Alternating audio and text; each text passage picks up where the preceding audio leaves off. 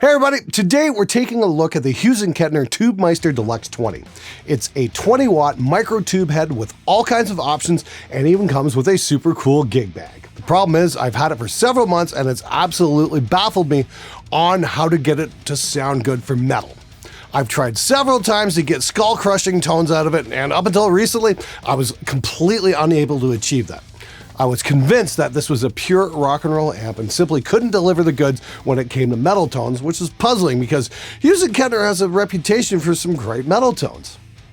So I was messing around the other day and plugged in a fuzz pedal and it sounded pretty killer.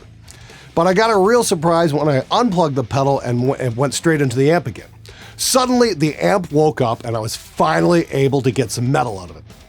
Here's an earlier piece I did with Vegh for another demo, and I've reamped it through the Tubemeister Deluxe 20.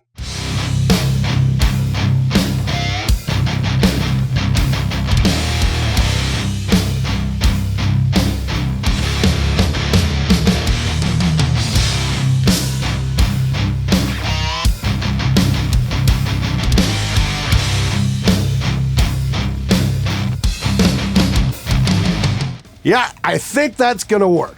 I'm not sure what the hell happened. Perhaps a tube came loose in the shipping, or there's some dust in a potentiometer that got blasted out. Who knows? These things happen, and I'm more than happy that it's resolved. This little amp is quite impressive. Now, I really like the look of this thing. The light up blue faceplate is super cool. And on the front panel, you'll find the on and standby switches, treble, mid, and bass controls, a boost switch, master volume and gain knob for the lead channel switch, plus a master volume and gain for the clean channel switch. Both sides of the amp are handles and it's very easy to carry around. It must be noted that the treble knob on this amp is a little different from what I've been used to with other amps. It's not so much of a treble boost as it seems to cut other frequencies in some sort of reactive setup. How much top end you get out of this amp really depends on where the other knobs on the EQ are in combination with the treble knob. I recommend starting with all three at the 6th position and tweak to taste from there. On the back, there's an FX loop and a foot switch input, plus a Redbox direct output system. Now, I was very cautious about the Redbox because I've worked with other analog cabinet emulators before, and well, they haven't been very good at all. The Redbox, on the other hand, is actually pretty great and gives you 4 different types of cabinet emulation. Here's what that sounds like on a heavy tone.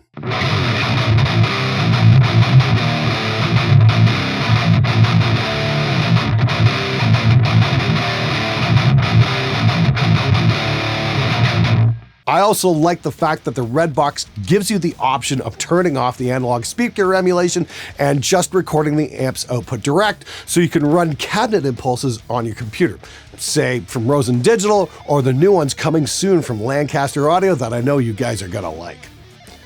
Just hook up the XLR output to your audio interface and you're in business. Next up, the TSC section monitors your power tube status, and there's a selectable power output stage that goes from 20 watts to 1 watt, and it also offers silent output mode, plus a speaker jack. It's very clear that this amp was designed with the bedroom musician in mind.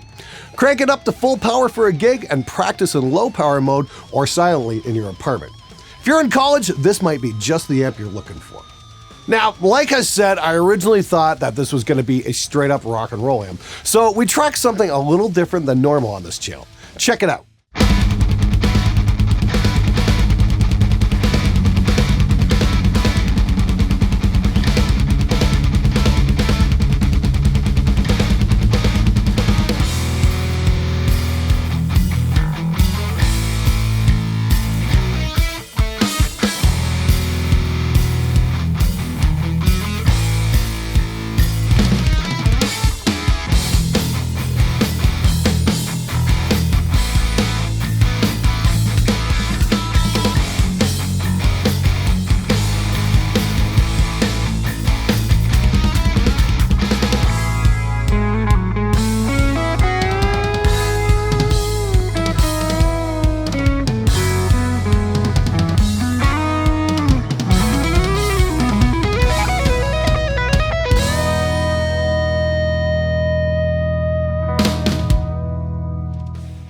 Pretty happy with the results of this. The amp gets pretty thick on the power cords and sounds great on clean as well. Now, if you're wondering why I haven't gone through the normal channel breakdown, I thought I'd do something a little different this time and offer up the stems for download instead. You can take a look at the individual tracks and see how the different channels sound on their own and in a mix, all at your own pace. I'm also including the drum and bass tracks so you can take a crack at mixing it yourself. Make sure you click the link in the description below and sign up for the tracks. You can find the Hughes Kettner online at Thomann in the EU and at Long McQuaid's in Canada, and at Musician's Friend in the US. As always, I'll have the links in the description. I'd like to thank Hughes Kettner for providing the amp, Christian Vegh, Jackson Warren, and Cam Fleury for playing on the tracks, and you guys for watching. Make sure you grab the tracks and let me know what you think in the comments below.